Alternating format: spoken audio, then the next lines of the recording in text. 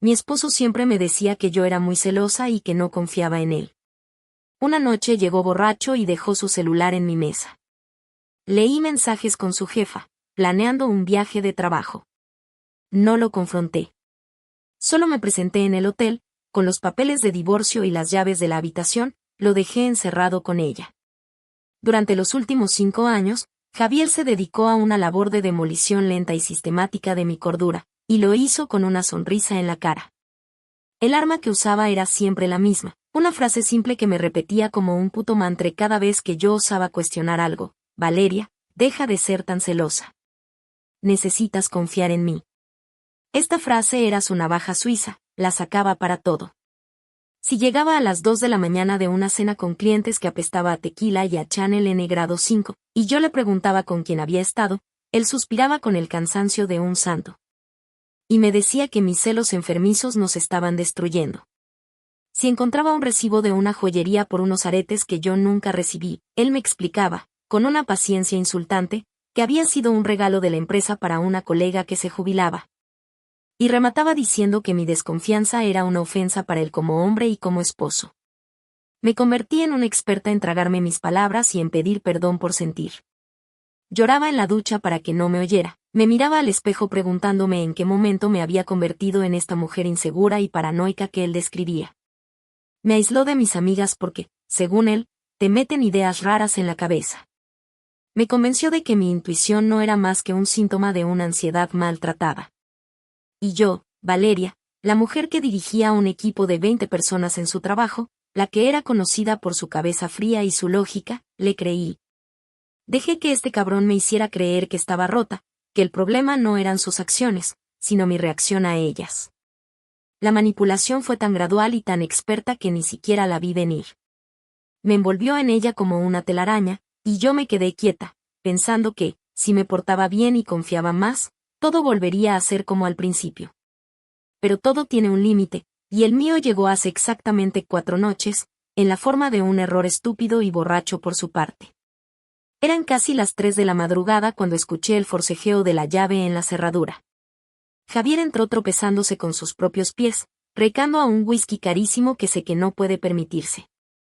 Balbuceó algo incoherente sobre celebrar un nuevo proyecto y se fue directo a la habitación, donde se derrumbó sobre la cama con zapatos y todo, cayendo en un sueño etílico profundo casi al instante. En su prisa por llegar a la cama, hizo algo que nunca, jamás, había hecho: dejó su teléfono. No en su bolsillo, no en el baño, ni siquiera en su mesa de noche. Lo dejó en la mía. El puto teléfono, ese rectángulo de cristal y metal que protegía con más celo que el código de lanzamiento de un misil nuclear, yacía ahí, a centímetros de mi mano, con la pantalla iluminada por una notificación. Me quedé inmóvil, mirando el aparato como si fuera una serpiente. Mi corazón empezó a latir con una violencia que me retumbaba en los oídos. Era la caja de Pandora. En mi cabeza, sus advertencias sonaban como un eco: el día que invadas mi privacidad, Valeria, ese día se acaba todo. Un matrimonio sin confianza no es nada. Por un momento, una parte de mí, la parte que él había moldeado y domesticado, quiso despertar a ese cabrón y darle su teléfono, demostrarle que yo sí era la esposa confiada que él exigía.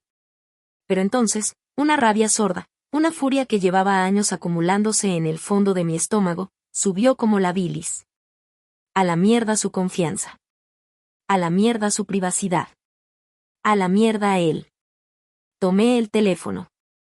Su huella digital no funcionó por lo ebrio que estaba, pero el código de acceso seguía siendo el de siempre, la fecha en que nos conocimos.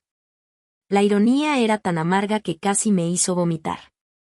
Abrí sus mensajes y ahí estaba, bajo el nombre de Isabela R. Su jefa.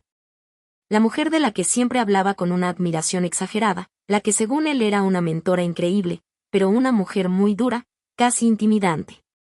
Los primeros mensajes eran profesionales, pero a medida que subía en el historial, el tono cambiaba. Los elogios profesionales se convertían en coqueteos, los emojis de pulgares arriba se transformaban en corazones y guiños. Y entonces llegué a la planeación. No era solo sexo ocasional. Era una puta relación paralela. Estaban organizando un viaje a Austin, Texas, para dentro de 2 semanas. Oficialmente, Era una conferencia de liderazgo ejecutivo. Extraoficialmente, era su escapada romántica. Leí cómo ella le decía que ya había reservado una suite en un resort de lujo con spa, y él le respondía que no podía esperar para tener su sesión privada de estrategia con ella. Vi cómo se burlaban de mí. Un mensaje de ella decía, ¿y qué le dirás a la carcelera? Y la respuesta de Javier, la que rompió la última fibra de amor o respeto que me quedaba, fue, lo de siempre. Que es una conferencia vital para mi carrera y que ella tiene que dejar de ser tan celosa e insegura. Siempre funciona. En ese instante, el mundo se detuvo. No lloré. No sentí el impulso de romperle el teléfono en la cabeza o de despertarlo a gritos. Lo único que sentí fue un frío absoluto, una calma aterradora. La Valeria que dudaba de sí misma murió en ese momento, leyendo esas palabras.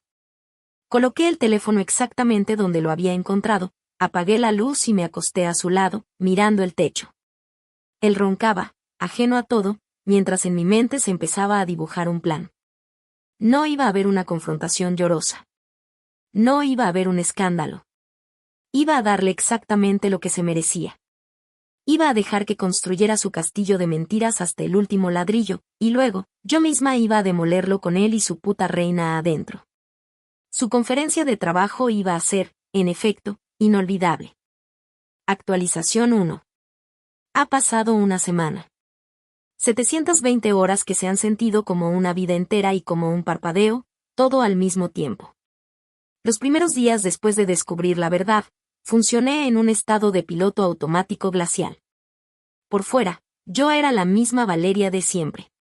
Me levantaba, preparaba el café, le sonreía a Javier cuando me daba un beso de buenos días que ahora me quemaba la piel, y me iba a trabajar. Pero por dentro, mi mente era un hervidero de cálculos y planes, una máquina que por fin funcionaba con claridad después de años de niebla. La tristeza y el dolor seguían ahí, en algún rincón oscuro, pero la rabia era el combustible que lo movía todo. Una rabia fría, limpia y afilada como un bisturí. Mi primer movimiento, la mañana siguiente a mi descubrimiento, fue buscar en Google a la abogada de divorcios más cabrona y cara de la ciudad. Conseguí una cita para esa misma tarde, alegando una emergencia familiar en mi trabajo. Sentarme en la sala de espera de su despacho, rodeada de muebles de caoba y arte moderno, fue el primer momento en años en que sentí que estaba recuperando el control. Le conté toda la historia a la abogada, una mujer impecable llamada M.S. Albrecht, y le mostré las capturas de pantalla que había tomado del teléfono de Javier. Ella no mostró ni una pizca de sorpresa, me escuchó con una atención impasible, asintiendo de vez en cuando. Cuando terminé, simplemente juntó sus manos sobre el escritorio y me dijo con una voz que podría cortar el acero: «Señora Morales, lo que su esposo ha hecho no es solo una infidelidad. Es abuso emocional a través del gaslighting. Vamos a asegurarnos de que su salida de este matrimonio sea lo más ventajosa posible para usted».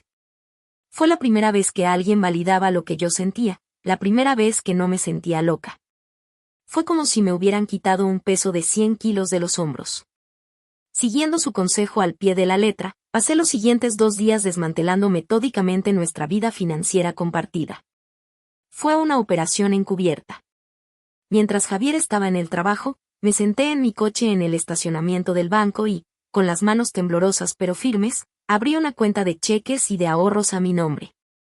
Luego, transferí exactamente el 50% de todo lo que teníamos en nuestras cuentas conjuntas. No era solo dinero, era la mitad de mi sueldo de los últimos 8 años, dinero que yo había ganado y que él siempre había gestionado con condescendencia, haciéndome sentir como una niña que no entendía de finanzas. Después, llamé a las compañías de tarjetas de crédito y cancelé todas las tarjetas conjuntas, reportándolas como extraviadas para que el bloqueo fuera inmediato. Imaginé la cara de Javier intentando pagar la suite de lujo en Austin y la tarjeta siendo declinada. Esa imagen me dio una satisfacción perversa que me calentó el pecho. La parte más difícil, la que me ha dejado psicológicamente exhausta, ha sido mantener la fachada en casa. Vivir bajo el mismo techo que él ha sido una tortura de alta definición. Tengo que escuchar sus planes para el viaje, sus mentiras detalladas sobre los ponentes principales y los talleres de creación de sinergias. Anoche, durante la cena, Me habló durante 20 minutos sobre lo estresante que sería el viaje, pero lo importante que era para su futuro en la empresa. Yo asentía, sonreía, e incluso le dije que estaba muy orgullosa de él. Cada palabra era como tragar veneno. Por dentro, analizaba cada gesto, cada microexpresión, cada pausa en su discurso que antes atribuía al cansancio y ahora reconocía como el esfuerzo de mantener una mentira. El contacto físico se ha vuelto insoportable. Cuando intenta abrazarme por la noche, me tenso por completo y finjo estar profundamente dormida. Él simplemente se da la vuelta, sin darse cuenta de que la mujer que yace a su lado ya no es su esposa, sino un fantasma que planea su ejecución social. El clímax de mi semana de preparativos ocurrió ayer. Esperé a que Javier se fuera a jugar al golf con sus amigotes, me encerré en mi estudio y respiré hondo antes de marcar el número del resort en Austin. Puse mi mejor voz de asistente ejecutiva, una que he perfeccionado durante años en el trabajo, eficiente, un poco apurada y totalmente profesional. Cuando el recepcionista contestó, lancé mi discurso, que había ensayado frente al espejo. Le dije que llamaba de parte del señor Javier Morales y que solo quería confirmar los detalles de su suite para la próxima conferencia. El chico del otro lado de la línea fue increíblemente servicial. Después de que me confirmó las fechas y el tipo de habitación, añadí el golpe de gracia. Le expliqué, con un tono de ligera frustración, que soy su asistente personal, Valeria, y que, debido a un cambio de última hora, necesitaría dejar un paquete de documentos muy importantes en su habitación antes de que él hiciera el check-in. Le pregunté si sería posible que dejaran una llave extra a mi nombre en la recepción para poder acceder a la habitación. El recepcionista no dudó ni un segundo. Me dijo que por supuesto, que añadiría una nota a la reserva y que la llave estaría esperándome. Cuando colgué el teléfono, me quedé en silencio por un largo rato. Todo era real. Ya no era solo una idea loca nacida de la rabia y el dolor. Era un plan en marcha, un mecanismo de relojería que yo misma había construido y puesto a funcionar. Ya compré mi boleto de avión. Es un vuelo de ida y vuelta para el mismo día. No pienso quedarme a ver todo el circo, solo el acto principal. La cuenta regresiva ha comenzado. Faltan 9 días para la gran conferencia de liderazgo. 9 días más de sonrisas falsas y noches de insomnio. 9 días para que Javier descubra que la esposa celosa y paranoica en realidad tenía una puntería perfecta. Actualización 2. Hoy es el día. Me desperté mucho antes que el despertador, con una claridad mental que era casi aterradora. No había nervios, no había pánico, solo una calma helada y una resolución que se sentía como una barra de acero en mi columna vertebral. Me moví por la casa en la oscuridad, preparando el café, sintiéndome como una actriz a punto de salir al escenario para la actuación de su vida. Cuando Javier finalmente se despertó, yo ya estaba vestida y sonriente, con una taza de su café favorito en la mano. Su actuación, debo admitir, fue magistral. Se movía por la casa con la energía nerviosa de un hombre que de verdad va a un viaje de trabajo importante, hablando sin parar sobre los vuelos, la agenda, y lo mucho que odiaba dejarme sola. Aunque fuera por un fin de semana. El muy cabrón hasta tuvo el descaro de quejarse del check-in online, todo para darle más realismo a su puta farsa. Mientras él se duchaba, yo doblé su ropa y la metí en su maleta, tocando las camisas y los pantalones que, en unas pocas horas, estarían tirados en el suelo de una suite de hotel junto a la ropa de su jefa. Cada gesto era deliberado, cada sonrisa estaba calculada. Le ayudé con el nudo de la corbata, mis dedos rozando su cuello mientras mi mente solo podía pensar en lo mucho que me gustaría estrangularlo con esa misma seda. Me miró a los ojos, con una falsa ternura, y me dijo que yo era la mejor esposa del mundo por ser tan comprensiva. Casi me ahogo con mi propia bilis. El viaje al aeropuerto fue la escena final de nuestra patética obra de teatro. Él puso su mano en mi pierna, acariciándome mientras hablaba de lo mucho que me extrañaría y de cómo me llamaría cada noche antes de dormir. Yo ponía mi mano sobre la suya, interpretando el papel de la esposa devota y un poco triste. Cada palabra suya era una mentira envuelta en otra mentira, y yo me las tragaba con una sonrisa, saboreando el conocimiento de que la verdad estaba a punto de explotarle en la cara de una forma que ni en sus peores pesadillas podría imaginar. Cuando llegamos a la terminal de salidas, se inclinó para darme un beso. Fue un beso seco, vacío, un simple trámite. Sentí el roce de sus labios en los míos y no sentí absolutamente nada, ni asco, ni rabia, solo un vacío inmenso. Pórtate bien, mi amor. Te llamo cuando aterrice, me dijo, como si le estuviera hablando a una niña. Con cuidado, Javier. Mucho éxito en la conferencia, le respondí, con una sinceridad que debió de parecerle conmovedora. Lo vi caminar hacia las puertas automáticas, arrastrando su maleta, y girarse una última vez para despedirse con la mano. Le devolví el gesto, manteniendo la sonrisa hasta que su figura desapareció por completo. En el instante en que se fue, mi sonrisa se desvaneció. Mi cara se quedó sin expresión. El telón había caído. No me fui a casa. Conduje lentamente hasta el estacionamiento de larga estancia de otra terminal, la mía. Apagué el motor y me quedé sentada en el silencio del coche durante 10 minutos, simplemente respirando. El peso de la actuación de los últimos 9 días me cayó encima de golpe, y una sola lágrima, rodó por mi mejilla. No era una lágrima de tristeza por él, sino de alivio. Era el punto final. A partir de ese momento, cada acción era para mí. Saqué mi pequeña maleta de mano del asiento trasero. Dentro no había mucha ropa, solo un vestido negro espectacular que me costó una fortuna, un par de tacones de aguja que me hacían sentir poderosa, y lo más importante, un sobre grande y pesado de color manila. Dentro de ese sobre descansaban los papeles de divorcio, redactados por M.S. Albrecht, con mi firma ya estampada en la última página, clara y desafiante.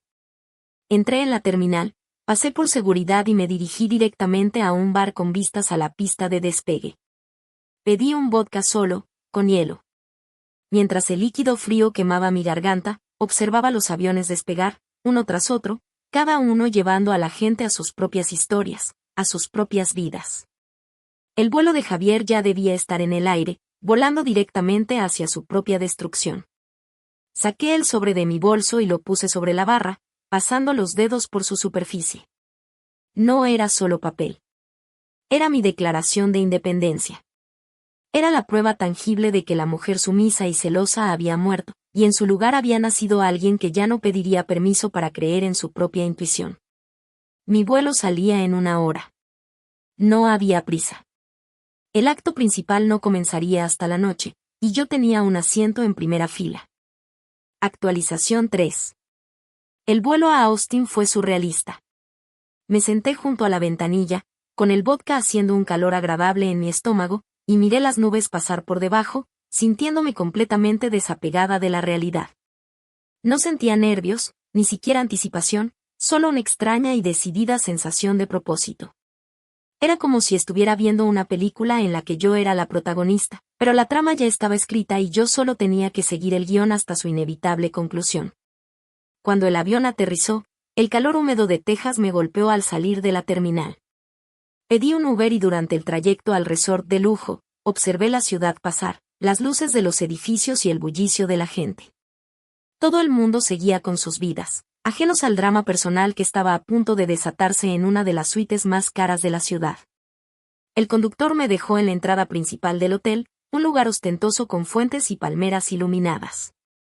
Entré en el vestíbulo, un espacio cavernoso de mármol y lámparas de araña, y mi primer objetivo fue el baño de mujeres. Allí, en la privacidad de un cubículo impecable, llevé a cabo mi transformación. Me quité la ropa de viaje y me puse el vestido negro. La tela era suave y fría contra mi piel. Me calcé los tacones, que añadieron 10 centímetros a mi altura y 1.000.000 de toneladas a mi confianza. Me maquillé con una precisión casi quirúrgica, un labial rojo sangre, delineador de ojos afilado. No era un acto de vanidad. Era la preparación de un guerrero. Cuando me miré en el espejo, la mujer que me devolvió la mirada no era la Valeria ansiosa y dudosa de la última semana. Era una extraña, una mujer con hielo en los ojos y una misión. Salí del baño y caminé con la cabeza alta hacia la recepción. El sonido de mis tacones en el suelo de mármol era el único ruido que escuchaba, un ritmo constante que marcaba el paso hacia el final. Me acerqué al mostrador y le sonreí a la joven recepcionista. Con la voz más tranquila y segura que pude fingir, Le dije que estaba allí para recoger una llave a nombre de Valeria para la habitación del señor Javier Morales. La chica tecleó en su ordenador, asintió y, sin hacer una sola pregunta, sacó una tarjeta de plástico de un sobre y me la entregó con una sonrisa profesional. La tarjeta se sentía fría y pesada en mi mano. Era la llave del reino, la llave de la destrucción. El viaje en el ascensor hasta el piso 12 fue en un silencio absoluto. Me miré en las paredes de espejo, ajustándome el vestido, respirando lenta y profundamente. La calma que sentía era antinatural. Era la calma del ojo de un huracán. Cuando las puertas se abrieron, di un paso hacia la alfombra gruesa del pasillo. Era un pasillo largo, silencioso, con luces tenues y puertas idénticas a cada lado. Mi suite, su suite, la 1208, estaba casi al final. A medida que me acercaba, un sonido débil rompió el silencio. Primero fue música, algo suave, un jazz instrumental. Luego, a unos metros de la puerta, lo oí. Risas. La risa de él, profunda y relajada, y la de ella, más aguda y coqueta. Se estaban divirtiendo. Estaban celebrando su engaño en su nido de lujo. Ese sonido, esa alegría descarada, aniquiló cualquier atisbo de duda que pudiera quedar en mí. Llegué a la puerta 1208. Me detuve un segundo, escuchando sus risas despreocupadas. Tomé la tarjeta, la deslicé por la cerradura electrónica y esperé el clic suave y el parpadeo de la luz verde. Empujé la puerta y entré. La escena que me encontré quedará grabada en mi memoria para siempre. La suite era enorme, con una vista panorámica de las luces de la ciudad. Había una botella de champán en una cubitera de plata y 2 copas a medio llenar sobre la mesa. Y allí estaban ellos. No en la cama, sino en medio de la sala de estar, vestidos con las lujosas batas blancas del hotel. Él la tenía sujeta por la cintura y ella tenía los brazos alrededor de su cuello, estaban a punto de besarse. La música de jazz flotaba en el aire. Se giraron lentamente hacia la puerta, sus sonrisas congelándose en sus rostros. La secuencia de emociones en la cara de Javier fue casi cómica. Primero confusión, luego un reconocimiento incrédulo, seguido de un pánico puro y absoluto que le drenó todo el color de la piel. Isabela simplemente se quedó boquiabierta, soltándolo como si de repente quemara. Yo no dije nada. Di 2 pasos dentro de la habitación, dejando que la puerta se cerrara suavemente detrás de mí. Caminé con una calma deliberada hacia la enorme cama deshecha, y dejé caer el sobremanila sobre las sábanas blancas. El ruido sordo pareció resonar en el silencio repentino de la habitación. Solo entonces hablé, mi voz sonando extrañamente clara y firme. Javier. Veo que la conferencia de liderazgo está siendo muy productiva. Él comenzó a tartamudear, dando un paso hacia mí, con las manos levantadas como si se estuviera rindiendo. Valeria, mi amor, esto no es lo que parece. Yo te lo puedo explicar todo, por favor. Lo ignoré por completo, como si fuera un mueble. Giré mi cabeza hacia Isabela, que todavía estaba paralizada por el shock. Solo vine a entregarles el informe final de su proyecto, dije, señalando el sobre con la barbilla.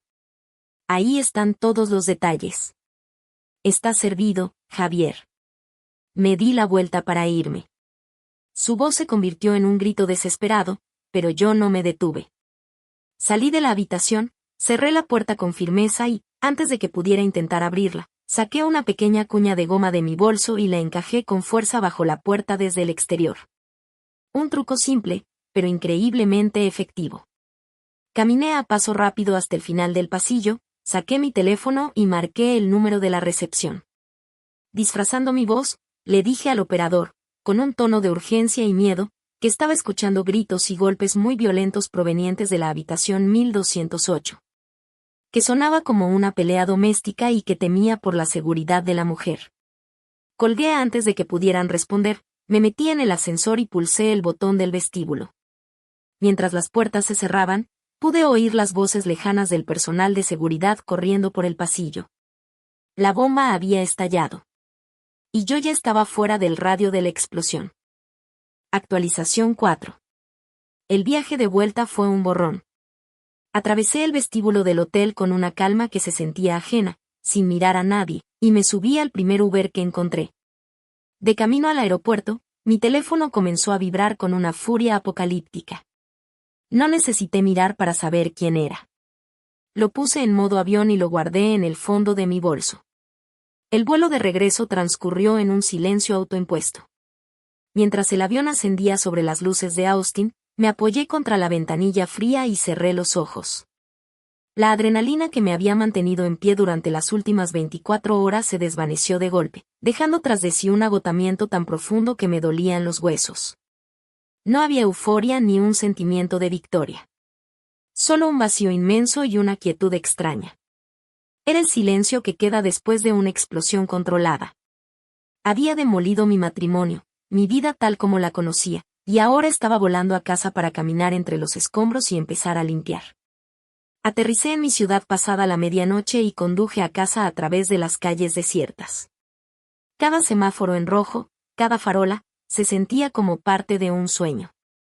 Al meter la llave en la cerradura de mi casa, sentí una oleada de alivio. Este era mi espacio. Y estaba a punto de asegurarme de que siguiera siéndolo. Lo primero que hice al entrar, antes incluso de quitarme los zapatos, fue buscar en Google cerrajero de emergencia 24 horas. Media hora después, un hombre somnoliento pero profesional estaba en mi puerta. El sonido del taladro perforando la vieja cerradura fue la música más dulce que había escuchado en mucho tiempo. Fue un sonido de finalidad, de expulsión. Mientras él trabajaba, yo comencé mi propia purga. Con bolsas de basura negras y una determinación feroz, fui de habitación en habitación, erradicando cada rastro de Javier. Su ropa del armario, sus zapatos, sus estúpidas corbatas, todo fue a parar a las bolsas. Vacié los cajones de su mesita de noche, tirando viejos recibos y recuerdos que ya no significaban nada. Su cepillo de dientes, su perfume caro, sus productos para el pelo, todo fue directamente al fondo del cubo de la basura. La parte más difícil fue quitar las fotos. Nuestro retrato de boda en la sala, las fotos de vacaciones en el pasillo. Las descolgué una por una, dejando pálidos rectángulos fantasmales en las paredes. No miré las imágenes. Simplemente las apilé boca abajo en el suelo del garaje, junto a las bolsas de basura. Para cuando el cerrajero terminó y me entregó un juego de llaves nuevas y brillantes, la casa se sentía extrañamente más grande, más luminosa. Era mía otra vez. Una vez que la casa estuvo asegurada, me serví un vaso de agua, me senté en el sofá y, respirando hondo, volví a encender mi teléfono. Fue como abrir las compuertas de una presa. Cientos de notificaciones inundaron la pantalla. Había 37 llamadas perdidas de Javier. 15 de su madre. 10 de su hermano. Los mensajes de texto eran un torrente de caos y desesperación. Los primeros de Javier eran suplicantes, llenos de por favor, Valeria, tenemos que hablar, te juro que no es lo que piensas, fue un error. Luego, a medida que pasaban las horas sin respuesta, el tono cambiaba a una ira creciente, acusándome de haberlo humillado, de ser una loca psicópata que había arruinado su carrera. Los últimos eran amenazas veladas, del tipo esto no se va a quedar así, me las vas a pagar. También había un correo electrónico de Isabela, con un tono corporativo y amenazante, hablando de acoso y de las posibles repercusiones legales de mis acciones. Leí todo con una distancia clínica, como si estuviera leyendo el caso de otra persona. No respondía nada. En su lugar, comencé el metódico y satisfactorio proceso de bloquearlos. Bloqueé el número de Javier. El de Isabela. El de su madre, su padre, su hermano y un par de sus amigos que me habían enviado mensajes confusos. Cada número bloqueado se sentía como poner un ladrillo más en el muro que estaba construyendo a mi alrededor. La única comunicación que hice fue enviar un correo electrónico a mi abogada, adjuntando capturas de pantalla de las amenazas de Javier y del correo de Isabela, con un simple mensaje: la fase 1 está completo. A partir de ahora, toda la comunicación es a través de usted. Ahora, 2 días después, la casa está en silencio. Un silencio que al principio era ensordecedor, pero que poco a poco se está convirtiendo en paz. El bombardeo digital ha cesado, al menos por ahora. Duermo en medio de la cama, en diagonal, solo porque puedo. He pedido comida a domicilio y he visto películas estúpidas hasta tarde, sin tener que dar explicaciones a nadie. Todavía estoy agotada, y a veces, en el silencio, el peso de todo lo que ha pasado me golpea. La tristeza por la vida que pensé que tendría, el tiempo perdido. Pero no hay arrepentimiento. Ni una onza. La mujer que él intentó convencer de que era débil, celosa y paranoica fue la misma que planeó y ejecutó su caída con una calma que ni yo sabía que poseía. No me siento como una heroína. Me siento como una sobreviviente que acaba de salir de los escombros después de un largo y devastador terremoto, parpadeando bajo la luz del sol y respirando, por primera vez en mucho tiempo, aire limpio. La tormenta ha pasado. Ahora empieza la reconstrucción. Actualización final. Han pasado 8 meses. A veces se sienten como una década, otras como si todo hubiera ocurrido ayer por la noche. Escribo esto desde el balcón de mi nuevo apartamento, un lugar que es solo mío, que huele a pintura fresca y a café, no a mentiras viejas y a colonia de otro. El silencio ya no es ensordecedor, es mi compañero más preciado. Mucho ha cambiado desde la última vez que escribí. El divorcio se finalizó hace 3 meses. Fue un proceso sorprendentemente rápido y limpio, principalmente porque Javier no tenía ninguna gana de que los detalles de su conferencia de liderazgo en Austin se ventilaran en una sala de tribunal. Ms. Albrecht, mi abogada, fue una verdadera tiburón. Usó la evidencia de la infidelidad y el informe de seguridad del hotel como una palanca que le dio a Javier muy pocas opciones. Firmó todo lo que le pusimos delante, incluyendo un acuerdo de confidencialidad que le prohíbe hablar públicamente sobre mí o sobre los detalles de nuestra separación. Vendimos la casa y, después de la repartición, me quedé con lo suficiente para empezar de nuevo sin ninguna atadura. La venganza más dulce, sin embargo, no fue financiera. Fue el completo colapso de su vida profesional. La llamada a seguridad del hotel, reportando un disturbio doméstico violento, desató una investigación interna masiva en su empresa. Un escándalo que involucraba a una vicepresidenta y a su subordinado directo en una suite de lujo durante un viaje de negocios no era algo que pudieran barrer bajo la alfombra. Ambos fueron despedidos. No renunciaron, no llegaron a un acuerdo mutuo. Fueron despedidos por violar cláusulas graves del código de conducta de la empresa. La humillación fue total y absoluta. Por lo que he podido saber a través de amigos comunes que ya no son tan comunes, la relación de Javier e Isabela implosionó de manera espectacular poco después. Aparentemente, la presión del escándalo, el desempleo y la vergüenza pública no son un buen afrodisíaco. Se culparon mutuamente por la catástrofe, y su gran romance se desintegró en una bola de fuego de recriminaciones. La última noticia que tuve de Javier fue que tuvo que volver a vivir con sus padres en otra ciudad, un hombre de 35 años derrotado y sin trabajo. No me alegro de su miseria, pero tampoco siento ni una pizca de lástima. Cosechó exactamente lo que sembró. En cuanto a mí, mi reconstrucción ha sido lenta pero constante. El primer paso fue vender la casa y mudarme a este apartamento. Deshacerme de ese espacio, lleno de los fantasmas de nuestra vida juntos, fue la decisión más liberadora que he tomado. Aquí, todo es nuevo. Todo lo he elegido yo. No hay un solo objeto que me recuerde a él. Volví a contactar a mis viejas amigas, las que él sutilmente me había alejado por ser demasiado ruidosas o una mala influencia.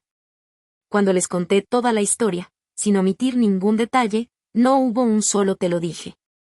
Solo hubo abrazos, apoyo incondicional y una botella de vino muy grande. Me di cuenta de lo sola que había estado, de lo aislada que me había permitido estar. También empecé a ir a terapia. Hablar con una profesional, ponerle nombre a lo que viví, gaslighting, abuso emocional, fue como encender una luz en una habitación oscura en la que había estado tropezando durante años. Entendí que mi paranoia y mis celos no eran una falla en mi carácter, sino la reacción lógica de mi instinto de supervivencia gritando que algo andaba terriblemente mal. Hoy, mi vida es tranquila. Es mía. Hay días en que me levanto y me siento invencible. Hay otros en los que una sombra de melancolía pasa por un instante, un duelo por los años perdidos en una mentira. Pero esa sombra ya no se queda. Aprendí a disfrutar de mi propia compañía, a redescubrir las cosas que me gustaban antes de que mi personalidad se viera eclipsada por la suya. He viajado sola, he empezado a tomar clases de cerámica, he leído docenas de libros. No estoy buscando a nadie, no tengo prisa. Por primera vez en mucho tiempo, ser solo Valeria es más que suficiente. Miro hacia atrás, a la mujer que escribió ese primer post, temblando de rabia y con el corazón roto, y siento una inmensa compasión por ella. Pero también siento un orgullo feroz. Esa mujer tomó todo su dolor y lo convirtió en un plan, en acción. Recuperó su poder de la forma más dramática posible, y aunque los métodos fueron extremos, fueron necesarios para liberarse. A todos los que leyeron y me apoyaron, gracias. A cualquiera que esté en una situación parecida, escuchando una y otra vez que está loco, que es inseguro, que se imagina cosas, solo puedo decirles una cosa con la certeza que me ha dado esta experiencia: no están locos. Su instinto es el sistema de alarma más sofisticado que tienen. Confíen en ese puto instinto. Escúchenlo cuando le susurra al oído. Porque casi nunca, jamás, se equivoca.